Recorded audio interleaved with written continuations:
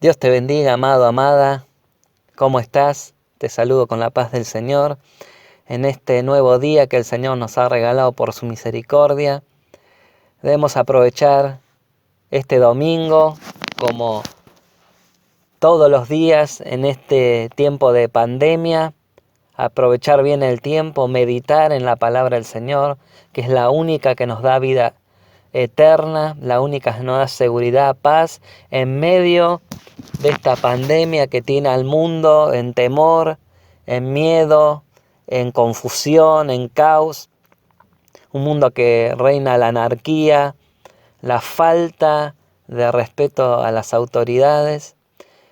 Y vemos cómo el mundo ya ingresó en la iglesia y no hay respeto por la palabra, no hay temor de Dios, no hay amor a los hermanos, no hay amor a la iglesia de Cristo.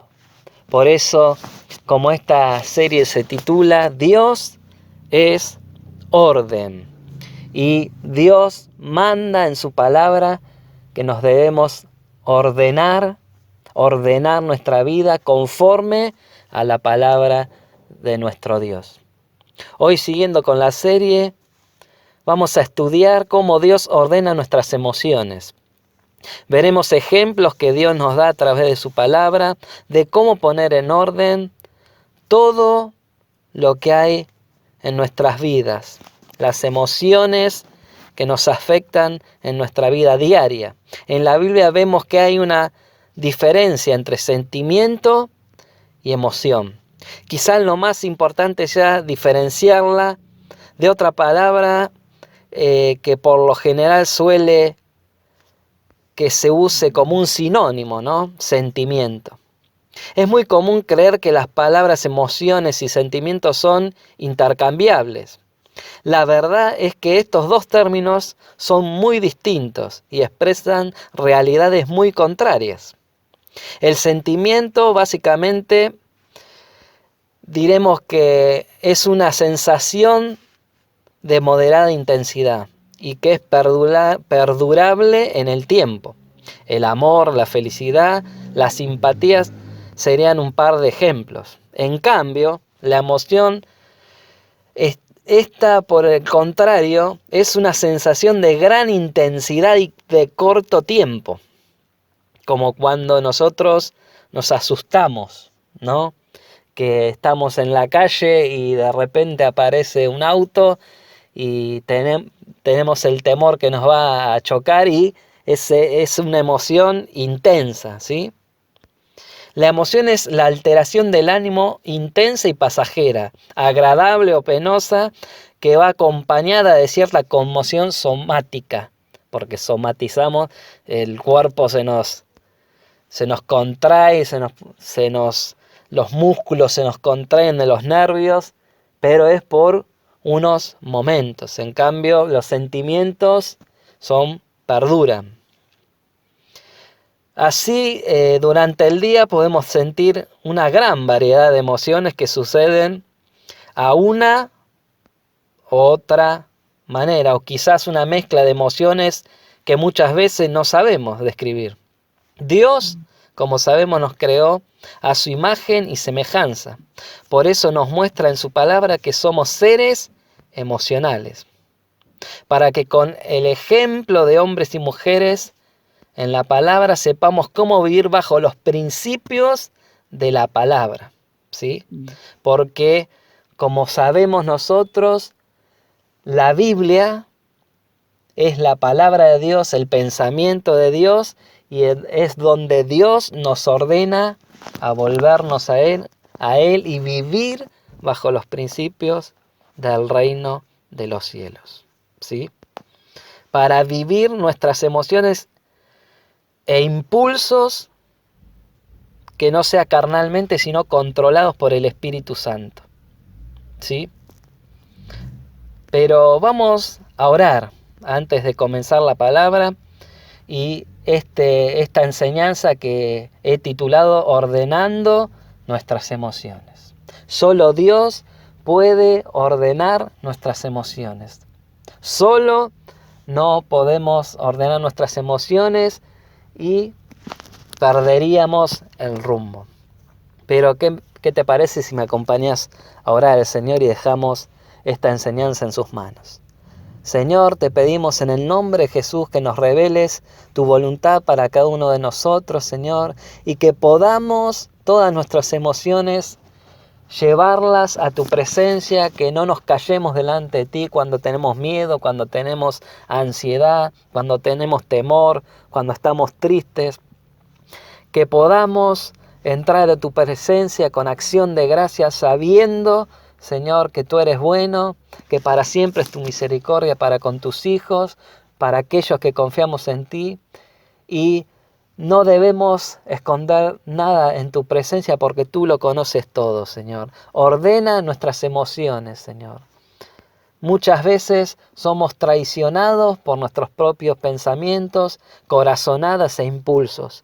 Por eso queremos en esta mañana aprender a ordenar nuestras emociones conforme a tu voluntad, Señor. Te damos gracias en el nombre de Jesús. Amén. Por eso, como decíamos, hoy vamos a pedirle al Señor que ordene nuestras emociones. Vamos a ver el primer texto, si me querés acompañar, que está en la carta de Santiago, capítulo 5, versículos 17 y 18.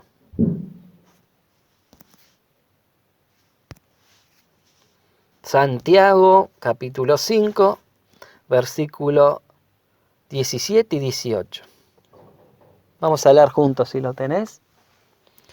Elías era un hombre sujeto a pasiones semejantes a las nuestras, y oró fervientemente para que no lloviese, y no llovió sobre la tierra por 3 años y 6 meses. Y otra vez oró, y el cielo dio lluvia, y la tierra produjo su fruto. Vamos a leerlo en la versión Nueva Traducción Viviente, para entender mejor este texto. Elías era tan humano como cualquiera de nosotros. Sin embargo, cuando oró con fervor para que no cayera lluvia, no llovió durante 3 años y medio. ¿Qué nos quiere decir sujeto a nuestras pasiones? Como dice la última versión que leímos, era tan humano como vos y como yo, de carne y hueso. Muchos hombres carnales, no espirituales, que rechazan lo espiritual porque el carnal no puede entender lo espiritual, dicen, porque muchos están dentro de las congregaciones, dice, yo no me puedo comparar con el apóstol Pablo o con Elías, pero te digo que Dios es el mismo que transformó la vida de Elías y de Pablo. Por más que ellos tenían las mismas emociones y estaban sujetos a nuestras mismas pasiones. Y todos ellos rindieron su voluntad y sus emociones, su vida a Cristo. Miren lo que dice Romanos capítulo 15, 4.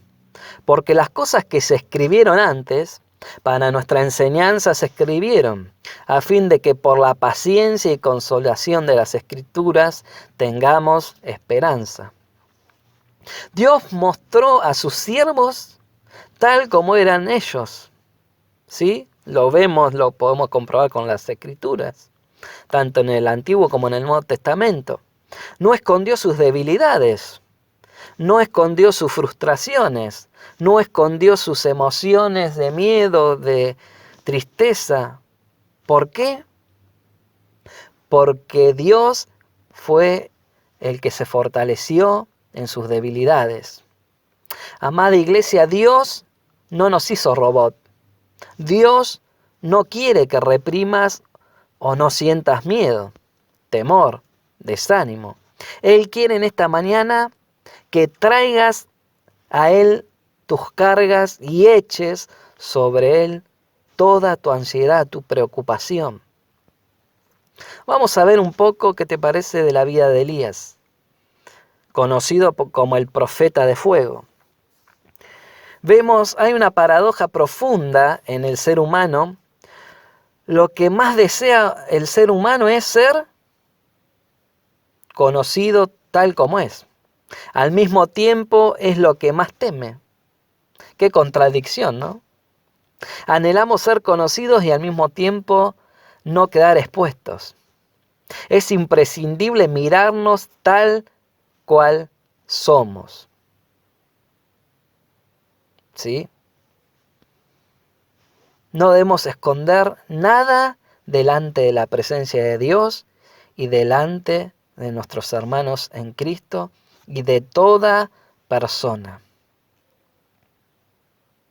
Y entrar en lo secreto del Señor y llevarle a Él nuestras cargas y nuestros más profundos secretos. Si no lo hacemos, corremos el riesgo de tapar y esconder lo que realmente somos y lo que hay realmente en nuestros corazones. Y nos acostumbramos y llegamos a ser una versión pública de la persona que nos mostramos ser. La imagen que proyectamos es una versión limitada que mostramos al mundo con la esperanza de que encuentren a la persona más perfecta. Que la versión real no se pueda ver realmente. Y nos creamos máscaras. Delante del Señor no podemos esconder nada y Él saca todo a manifiesto. Las personas te reconocerán por tus hechos, por tu conducta, por más que quieras simular. Debemos ser íntegros con el Señor, con los hermanos y con todos los hombres. Debemos pedirle al Señor que Él controle nuestras emociones. La historia de Elías y del modo que actuó el Señor con él nos ayudan a entender el amor y la grandeza de nuestro Dios, que Dios se compadece de nuestra frágil humanidad. Podríamos decir un término latino que era un hombre apasionado, invadido por sus emociones, un ser humano semejante a nosotros y por lo tanto vulnerable. Cuando la Biblia muestra a sus hombres, no da una versión limitada, editada, mejorada. Los muestra, como decíamos en Romanos 15, tal como eran. Sus miedos, sus temores, sus tristezas, sus fracasos. Si dejamos que la palabra de Dios nos examine, nos va a mostrar cómo debemos ordenar nuestra vida y nuestras emociones delante del Señor. Nuestro Dios se especializa en describirnos con precisión y en amarnos tal como somos. Somos pecadores redimidos. Y Él irá perfeccionando su obra que comenzó aquel día que llegó a tu vida y transformándonos a su imagen. Vamos a ver la vida de Elías y algunos hechos de su ministerio. Vamos a leer Primera de Reyes 18:46, que dice la palabra del Señor: y la mano de Jehová estuvo sobre Elías, el cual ciñó sus lomos y corrió delante de Acab hasta llegar a Jezreel. Elías corrió ante el propio rey de Israel. Acababa de experimentar 2 triunfos espectaculares. Lo podemos ver, si querés verlo después de la enseñanza, en el capítulo 18 de Primera de Reyes. Elías convocó al monte Carmelo a todo el pueblo y a profetas de Baal. Allí, tras el fracaso de los profetas, Elías oró y cayó fuego del cielo, por eso le decían el profeta de fuego, y consumió animales de sacrificio y hasta el altar de piedra que habían levantado. Nos dice el pasaje que luego aniquiló a todos los profetas de Baal. Después subió a la cumbre del monte Carmelo y poniendo su rostro en las rodillas, entre sus rodillas, oró. Entonces volvió a llover después de una abundante sequía. Él mismo había anunciado años atrás esta sequía, como decía Santiago. Actos poderosos, vivencia culminante del poder de Dios, cuya mano estuvo sobre el profeta. Inflama todo el ser de este hombre, porque está en gloria. No hay tiempo para meditar ni analizar, simplemente dejarse cautivar y saturar por ese momento de gloria. ¿A cuántos le ha ocurrido que oraron por un enfermo y el enfermo sanó y nos sentimos gozosos, felices? Pero muchas veces nos envanecemos. Y muchas veces, como decía el apóstol Pablo, el Señor nos da un aguijón en nuestra carne para que no nos gloriemos en nosotros, sino que le demos la gloria al Señor. Muchas veces llevamos nuestras emociones carnalmente y nos subimos, nos inflamos, pero el Señor Jesús es especialista en pincharte el globo, el ego, tu ego. El Señor Jesús no buscaba su gloria, sino dice que yo he venido a glorificar a mi Padre. Gloria de hombre no quiero. Pero ¿qué pasa luego de ese momento de gloria de Elías? Podemos ver en Primera de Reyes 19, si me querés acompañar. Versículos 2 y 3. Podés ver. Entonces envió Jezabel, la esposa del rey Acab, a Elías un mensajero diciéndole esto: así me hagan los dioses si aún mañana yo no he puesto tu persona como parte de ellos. Viendo pues el peligro, se levantó y se fue para salvar su vida. Qué contraste, ¿no?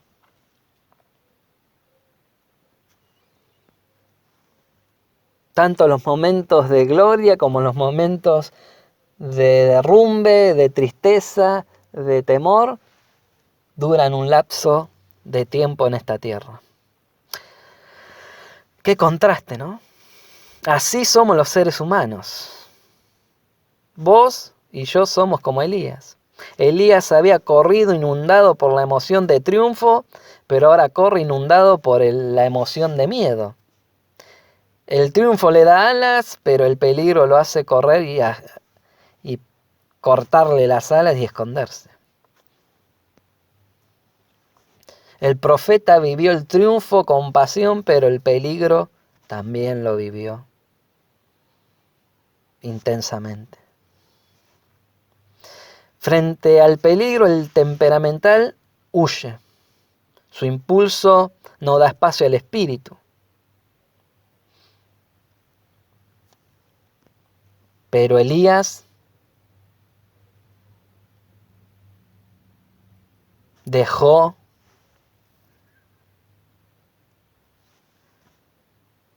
este temperamento en la carne y huye. Su impulso no da espacio al espíritu.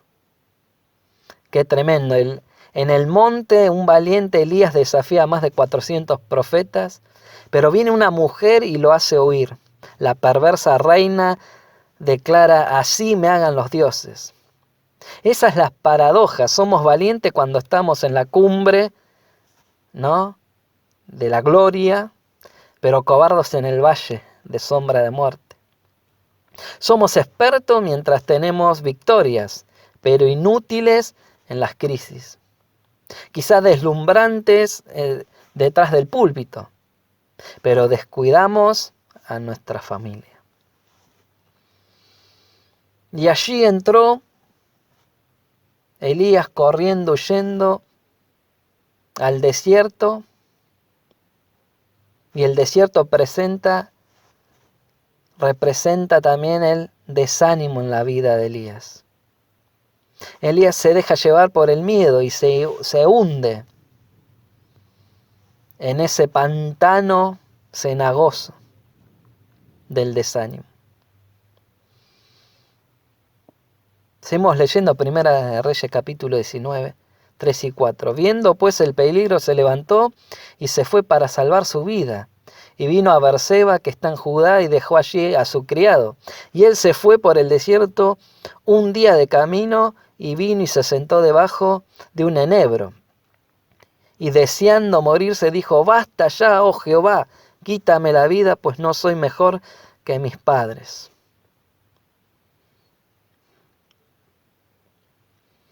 Amado, amada, los siervos del Señor no mostraron al mundo de su época una versión depurada de su espiritualidad. Elías sintió deseos de morir y no lo escondió. Así se lo expresó al Señor, y así también expresó Jeremías, que dijo: maldito el día que nací. No es fácil, ¿no?, imaginar estos siervos poderosos del Señor hablando así. Pero Dios se aseguró de que esos versos queden escritos en la Biblia para que no tengamos temor como cualquier otro ser humano. Que podamos ser íntegros delante de la presencia del Señor y decirle: Señor, tengo temor, tengo miedo. Sé tú mi ayudador. Debemos mostrarnos delante del Señor tal como somos, en nuestra genuina humanidad. El desánimo, como le pasó a Elías, el desánimo puede venir a tu vida, a mi vida. ¿Y qué pasa con el desánimo? Nos neutraliza, nos paraliza, nos hace estar quietos. Muchas veces se pierde la conciencia de lo que sucede realmente alrededor, y muchas veces el pantano nos traga y las experiencias gloriosas pasadas no alcanzan para sostenernos en el desierto y en el valle de sombra de muerte. Elías tampoco usó su pasado glorioso, ni dijo: así como me rescataste en otra ocasión, confío que me saques ahora. No dijo: no, porque yo hice esto para ti, Señor, ¿te acordás lo que hice? No.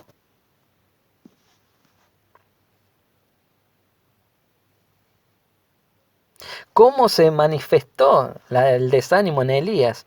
Hay un detalle que dice que deja en Berseba a su criado y sigue la marcha solo. Eso muchas veces hacemos cuando estamos desanimados. Nos aislamos. Amado, amada,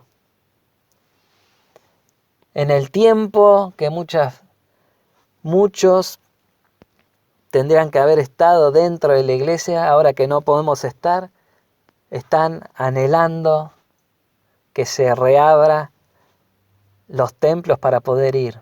Y muchos aún no se examinan y no toman conciencia de lo importante que es estar los hermanos juntos en armonía. Yo te digo, amado, amada, que si vos esperás y confías ver a un hombre perfecto, no lo vas a encontrar. Desde el momento que vos te convertiste a Cristo, ya no hay iglesia perfecta. El único perfecto es el Señor. Pero nos necesitamos los unos a los otros para estimularnos, dice la palabra, al amor y a las buenas obras que el Señor ya preparó de antemano. ¿A quién vas a ayudar vos si no estás dentro de la iglesia? ¿A quién vas a aconsejar vos si no sos de ejemplo? Ejemplo en conducta, en fe, en amor, en pureza.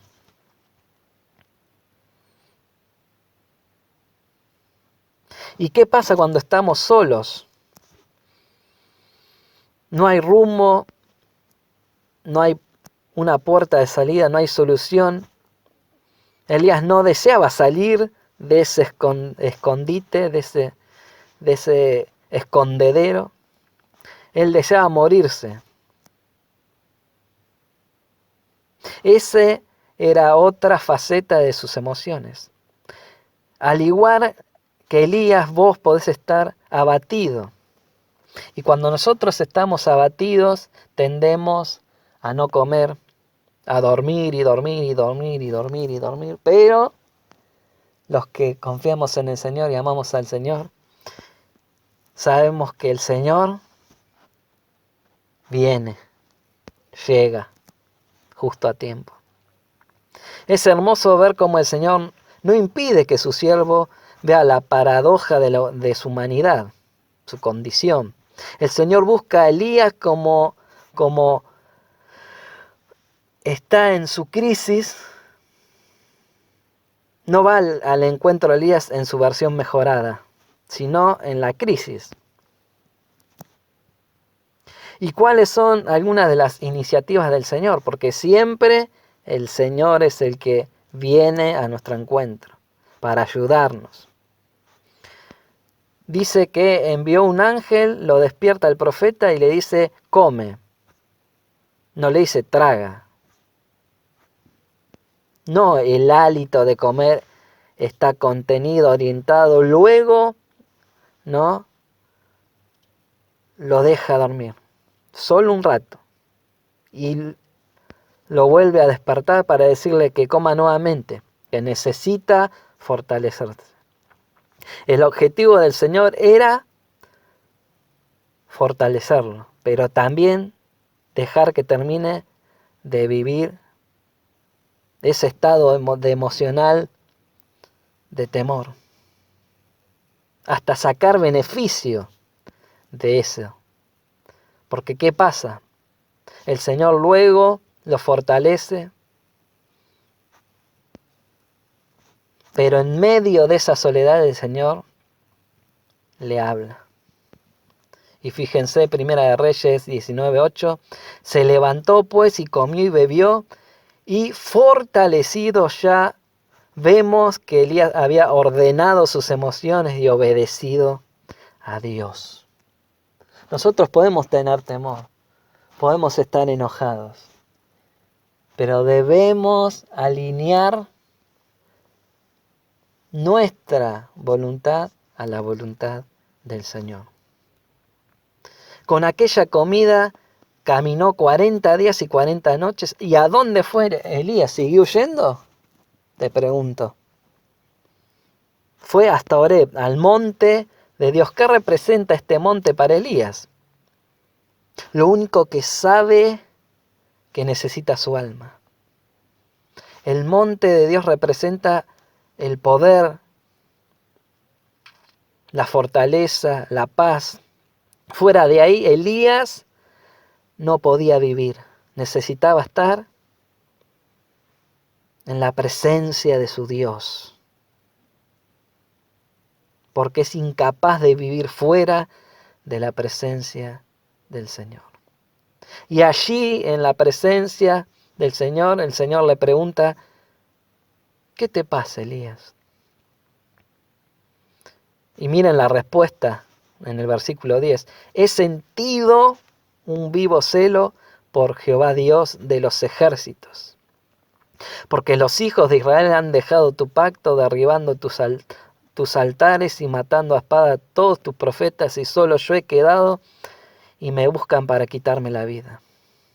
Ahí nos sugiere la raíz del temor del profeta. ¿Qué es lo que realmente ha causado su miedo? Cuando el profeta dijo que deseaba morirse, dijo que no era mejor que sus padres. Tomó como punto de referencia el nivel de otros y se había propuesto superarlos, pero cuando se hundía en la realidad comprueba que es igual o peor que los demás. ¿Con cuánta frecuencia muchas veces nosotros nos queremos comparar a otro hermano y vemos, ese está peor que yo? Nosotros debemos examinar nuestra propia fe, amado. Nuestra propia conducta. No mirar a los demás, porque es fácil ver los errores y la falta de los hermanos. Y nos vamos a creer, no, yo soy más santo, no. Todos somos pecadores y todos daremos cuenta de lo que cada uno hizo y hace, daremos cuenta al Señor. Por eso no mires la obra de otro, cómo actúa otro, sino cómo actúas vos. Y esto me lo dijo el Señor a mí, te lo dice a vos y a todos los que creemos en su nombre.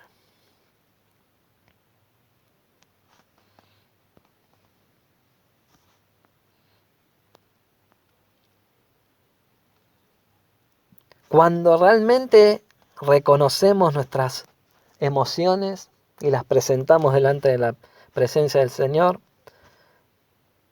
vemos nuestra débil humanidad y se cae, ¿sí? Que podemos caer en el desánimo, en el temor, en la tristeza. Pero el Señor nos deja ver que Él es fuerte en nuestra debilidad.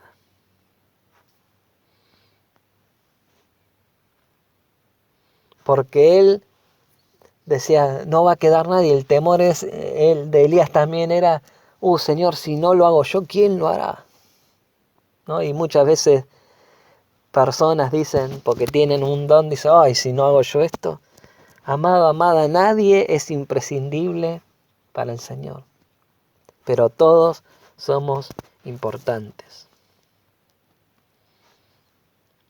Nadie puede decir que nunca se ha debilitado en la fe, que nunca se ha sentido desanimado porque está mintiendo y estamos delante del Señor. El Señor que obra con cada persona diferente, vemos cómo se le manifiesta a Elías, ¿sí? Al salir Elías, sale afuera y primero sopla un fuerte viento que rompe las rocas. Luego viene un terremoto, ¿sí? ¿Y Dios estaba ahí? Tras el terremoto, un fuego, que Elías está familiarizado con el fuego.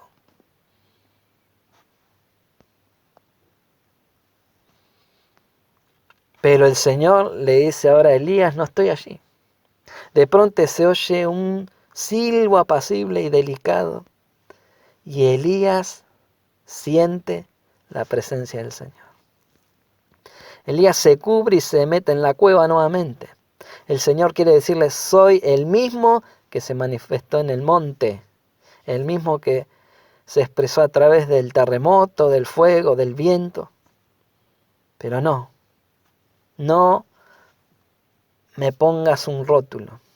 Elías, no me reduzcas a lo espectacular. No puedes encerrarme en una fórmula manejable. Si queremos madurar como hijos de Dios, debemos reconocer la voz del Señor cuando nos habla personalmente. No con todos actuó en la palabra de igual manera. En mi vida no actuó como en la vida de Elías.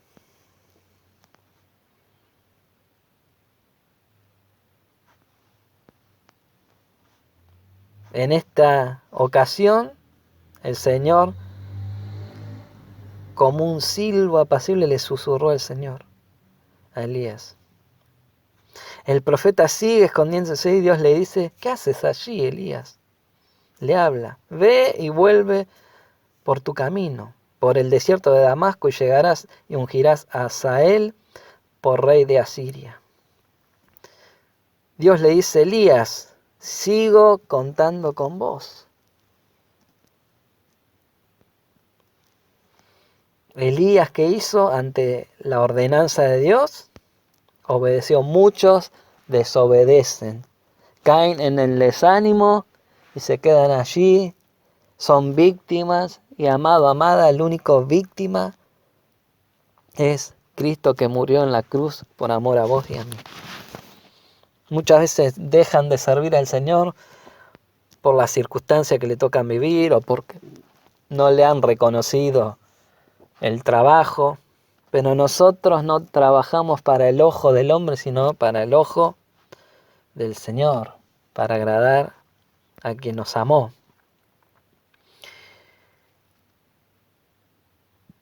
Pero aquellos que son maduros entienden que cuando estamos en ese pozo y salimos con una nueva percepción de Dios. Podemos reconocer a Dios actuando de diferentes maneras en nuestra vida. Entramos en una etapa de mayor madurez, más fortalecidos. ¿Sí? Y miren lo que le dice el Señor. Yo haré que queden en Israel 7,000 cuyas rodillas no se doblaron ante Baal y cuyas bocas no lo besaron. El Señor le muestra a Elías que había otros 7,000 fieles, que no era el único. Muchas veces nos creemos el único, imprescindible, como decíamos. Pero siempre hay un remanente fiel que no doblarán sus rodillas nunca ante otro Dios. ¿Cuánto dicen amén? Pero debemos dejar nuestras emociones en el altar de la presencia del Señor. No ponerle límites al Señor, no ponerle barreras, sino saber escucharlo. ¿Sí? No guardemos secretos delante de Él. Él no se avergüenza de lo que somos, porque Él nos creó, seres con emociones, sentimientos. El Señor quiere hablarnos en esta mañana y quiere que seamos transformados y perfeccionados para que seamos a su imagen y semejanza. Debemos dejar que el Espíritu Santo controle nuestras emociones, que Él nos guíe en nuestro diario vivir. Amén. Romanos 5:9 dice, pero ustedes no están dominados por su naturaleza pecaminosa. Son controlados por el Espíritu si el Espíritu de Dios vive en ustedes. Y recuerden que los que no tienen al Espíritu de Cristo, en ellos de ninguna manera pertenecen a Él. Lo dijo clarito el Señor a través de la vida del apóstol Pablo a los romanos. Cuando nosotros dejamos que esas emociones, por ejemplo, si el enojo, brota el enojo y se convierte en ira, ya eso no es de parte de Dios, porque dice que en la ira de los hombres no procede la justicia que Dios quiere que tengamos, ¿sí? Porque Él es justo. Y nosotros en la ira no somos muchas veces y siempre somos injustos. Obramos en la injusticia, en la venganza, ¿sí? Gálatas 5:16 dice, otra vez Pablo, por eso les digo, dejen que el Espíritu Santo los guíe en la vida. Entonces no se dejarán llevar por los impulsos de la naturaleza pecaminosa. La naturaleza pecaminosa desea hacer el mal, que es precisamente lo contrario de lo que quiere el Espíritu. Y el Espíritu nos da deseos que se oponen a los que desean la naturaleza pecaminosa. Estas dos fuerzas luchan constantemente dentro de nosotros. Entonces ustedes no son libres para llevar a cabo sus buenas intenciones, pero cuando el Espíritu los guía, ya no están obligados a cumplir la ley de Moisés, le está hablando a los judíos. Cuando ustedes siguen los deseos de la naturaleza pecaminosa, los resultados son más que claros. Y ahí nos dice estas emociones carnales, ¿no?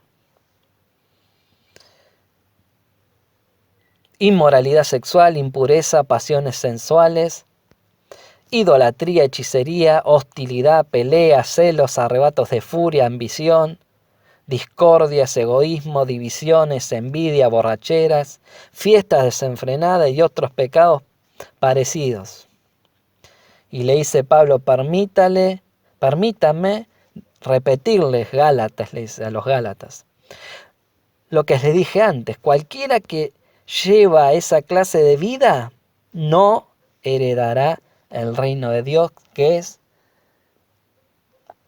gozo, paz y justicia. Son los frutos del Espíritu. En cambio, la clase de fruto que el Espíritu Santo produce en nuestra vida es amor, alegría, paz, paciencia, gentileza, bondad, fidelidad, humildad y control propio. No existen leyes contra esas cosas. Si obramos conforme a los frutos que Dios da a los que han nacido de nuevo, no hay ley contra esto. Porque estaríamos viviendo como a Dios le agrada. Los que pertenecen a Cristo han clavado en la cruz las pasiones y los deseos de la naturaleza pecaminosa, y los que lo han crucificado allí. Los que hemos nacido de nuevo, como representa el bautismo, hemos muerto a la vieja naturaleza y resucitado a la nueva vida. Somos nueva criatura. Por eso Pablo es un ejemplo de que él, a pesar de ser un hombre temperamental, emocional, en sus tiempos de ignorancia, el Señor cómo le hizo dominar sus emociones carnales por el Espíritu Santo, porque el Espíritu Santo controlaba la vida de Pablo. Y Pablo, encarcelado por el Evangelio, lo anima a Timoteo y le dice: el Señor no nos dio espíritu de cobardía. Dice la versión Nueva Traducción Viviente de 2 Timoteo capítulo 1, versículo 7, pues Dios no nos ha dado un espíritu de temor y de timidez, sino de poder, amor y autodisciplina. El dominio propio es dejarle al Espíritu Santo, decirle al espíritu humano, carnal, que heredamos de Adán: yo voy a obedecer la palabra de Dios. Es decir, el dominio propio, cuando tenemos miedo, temor, tristeza, debemos dejar que el Espíritu Santo controle nuestras emociones. Muchos mal enseñan, sí, amado, amada, a Jesús como un superhombre. Todo lo contrario a lo que dice y nos muestra en la palabra de Dios. Dicen que no tenía emociones, que no tenía dolor, que no le dolían los latigazos porque era Dios. Sí, Jesús era Dios, pero también era hombre. Pero como hombre no pecó. La palabra es contundente y nos dice que Jesús es fiel sumo sacerdote porque padeció las mismas tentaciones y pasiones que nosotros, pero no pecó. Por ejemplo, Jesús se cansó,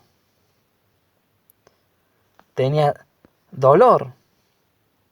Dice que por Lázaro lloró.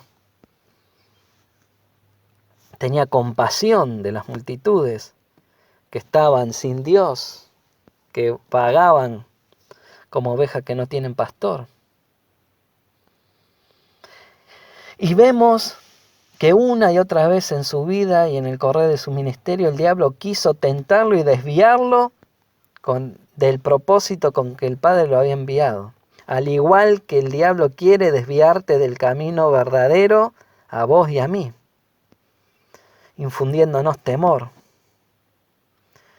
En Juan 4:18 dice, en primera de Juan 4:18 dice, en el amor no hay temor, sino que el perfecto amor echa fuera el temor, porque el temor lleva en sí castigo, de donde el que teme no ha sido perfeccionado en el amor. Pero Jesús siempre recurría al Padre en los momentos de esas emociones, ¿sí?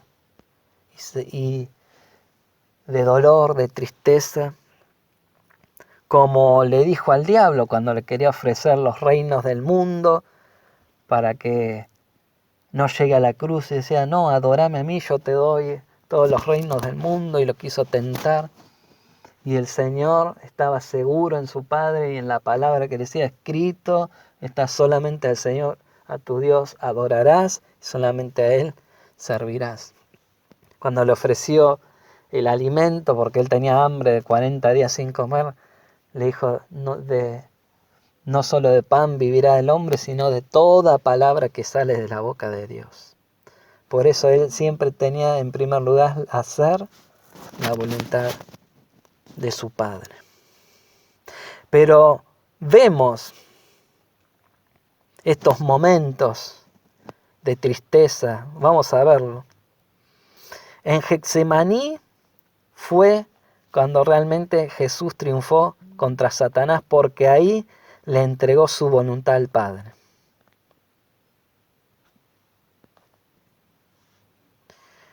Vamos a ver Marcos 14:34. Ahí nos muestra por qué fue a orar con sus discípulos después de la cena, antes de ser entregado. Dice, les dijo Jesús a sus discípulos que lo acompañaban, mi alma está destrozada de tanta tristeza, hasta el punto de la muerte. Quédense aquí y velen conmigo.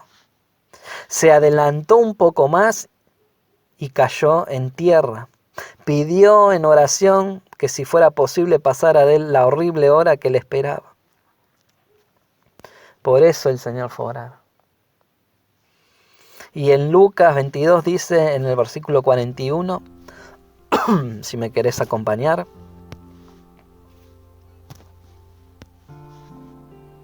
se alejó a una distancia como de un tiro de piedra, se arrodilló y oró. Padre, si quieres te pido que quites esta copa de sufrimiento de mí.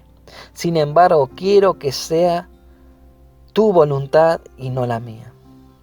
Entonces apareció un ángel del Señor, al igual que apareció a fortalecer a Elías. ¿Y qué hizo? El ángel lo fortaleció. Oró con más fervor y estaba en tal agonía de espíritu que su sudor caía a tierra como grandes gotas de sangre.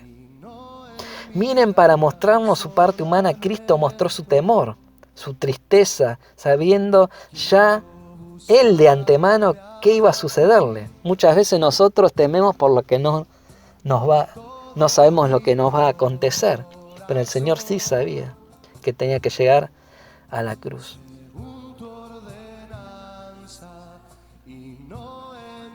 Cristo, Elías, Jeremías, Pablo, todos nuestros hermanos sabían a quién tenían que recurrir para hallar el oportuno socorro, el consuelo, solamente en la presencia del Padre amoroso. Por eso te pregunto, amada, amado, ¿a quién recurres vos en estos momentos? ¿Te encerrás solo en tu habitación a llorar, a amargarte? ¿O vas a la presencia del Todopoderoso, el Santo, 3 veces Santo, como Cristo, como Elías y todos nuestros hermanos? ¿Te derrumbás en la tristeza, en el dolor? ¿Le crees al diablo acusador? Pero te digo que los que hemos nacido de nuevo sabemos que debemos ir a nuestro Dios, no escondiéndole nada y echar toda nuestra ansiedad sobre Él y nuestras preocupaciones. Y pedirle al Señor que Él ordene nuestras emociones. Que Él nos alinee con su voluntad.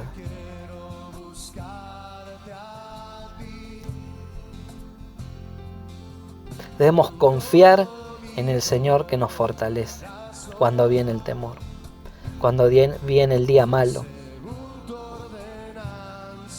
cuando viene el enojo, como decíamos, a tu vida y comienza a haber ira en vos.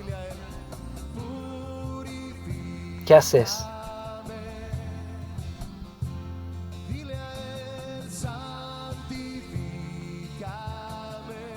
¿Qué haces en los tiempos de tormenta, de tribulación, de peligro, de espada? ¿Esperás en el Señor que nos da sus fuerzas o querés obrar en tus fuerzas? Para ir terminando, amada, amado, todos nuestros hermanos dejaban sus emociones delante de la presencia de Dios y esperaban en Él y confiaban en Él. Podemos verlo en Hebreos 11, la galería de la fe. Dice que apagaron llamas de fuego y escaparon de morir a filo de espada. Su debilidad se convirtió en fortaleza. Llegaron a ser poderosos en batalla e hicieron huir a ejércitos enteros. Hubo mujer que recibieron otra vez con vida a sus seres queridos que habían muerto. Sin embargo, otros fueron torturados porque rechazaron negar a Dios a cambio de la libertad. Ellos pusieron su esperanza en una vida mejor que viene después de la resurrección. El verdadero Hijo de Dios no oculta su temor, su tristeza, su desánimo, sino que lleva sus emociones y derrama su vida ante Dios, que es todopoderoso, que se hace fuerte en nuestra débil humanidad. Por eso, amado, hoy ordena tus emociones con la palabra de Dios, que es vida, paz, justicia, gozo. Te digo, no es pecado enojarse, no es pecado estar desanimado, pero sí es pecado el no creer a lo que Dios nos dice y ordena en su palabra. Mire lo que dice Hebreos 12, 1 al 3. Por tanto, nosotros también teniendo de alrededor nuestro tan grande nube de testigos, despojémonos de todo peso y del pecado que nos asedia y corramos con paciencia la carrera que tenemos por delante. Puesto los ojos en Jesús, el autor y consumador de la fe, el cual por el gozo puesto delante de él sufrió la cruz, menospreciando el oprobio y se sentó a la diestra del trono de Dios. Consideren a aquel que sufrió tal contradicción de pecadores contra sí mismo, para que vuestro ánimo no se canse hasta desmayar. No te canses, no te canses. El Señor te da nuevas fuerzas si vos confías en Él, si crees en su poder. Una promesa del Señor que muchos olvidan es la de Juan 16:33, que dice: les he dicho todo lo anterior que iba a suceder con ustedes para que en mí tengan paz. Aquí en el mundo tendrán muchas pruebas y tristezas, pero anímense porque yo he vencido al mundo. Cristo, amado, amada, ya venció por nosotros en la cruz. Y podemos decir como el salmista: el Señor es mi ayudador, no temeré lo que me pueda hacer el hombre. Y como David en el Salmo 23, el Señor confortará mi alma, me guiará por sendas de justicia por amor de su nombre. Aunque ande en valle de sombra de muerte, no temeré mal alguno, porque tú estarás conmigo. Tu vara y tu cayado me infundirán aliento.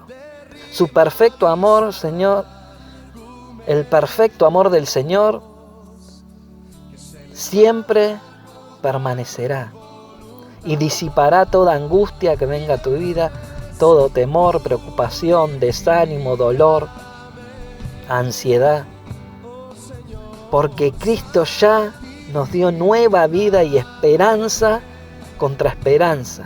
Nuestra esperanza no es como la esperanza que tiene el mundo, porque el Señor siempre permanece fiel. Y los cielos y la tierra pasarán, pero sus palabras nunca pasarán y cada una de ellas se cumplirá. ¿Cuánto lo creen? Vamos a orar al Señor. Ora conmigo. Señor, pongo mis emociones delante de tu presencia, donde estoy seguro, donde puedo sentir gozo, puedo sentir tu paz y fortaleza, Señor. Me amparo bajo la sombra de tus alas. Quiero vivir haciendo tu voluntad. Y cuando me abrume la tristeza, el dolor, el desánimo,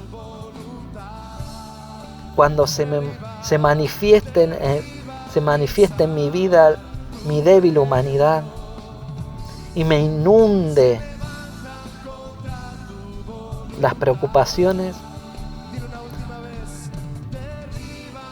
quiero echar toda mi ansiedad en ti, Señor. Quiero dejar todas mis cargas en ti, Señor. Porque sé que de ti vienen mis fuerzas, Señor. Porque cuando yo soy débil, tú te haces fuerte. Gracias por tu fidelidad, Señor. Por tu amor, por tu misericordia y tu amparo, Señor. Gracias porque a pesar de que soy débil, tú eres fuerte por mí. Creo en ti, Señor, y te doy gracias porque tú me amaste primero. Perdona, Señor, muchas veces mi incredulidad. Perdona, Señor, si muchas veces no te reconozco como tú te mereces, Señor. Ayúdame a guardar tu palabra para no pecar contra ti, Señor. Te doy gracias en esta mañana, en el nombre de Jesús. Amén. Que Dios te bendiga, amada iglesia, amigo, amiga que estás oyendo esta enseñanza. El Señor quiere ordenar tus emociones y solamente Él puede obrar en tu vida si tú obedeces a la palabra que nos ha brindado hoy. Que la palabra haya penetrado en tu corazón, en tu alma, y que puedas reconocer esas emociones que te alejan de Dios y puedas rendir tu voluntad al Señor. Que Dios te bendiga. Hasta pronto. Saludos en casa.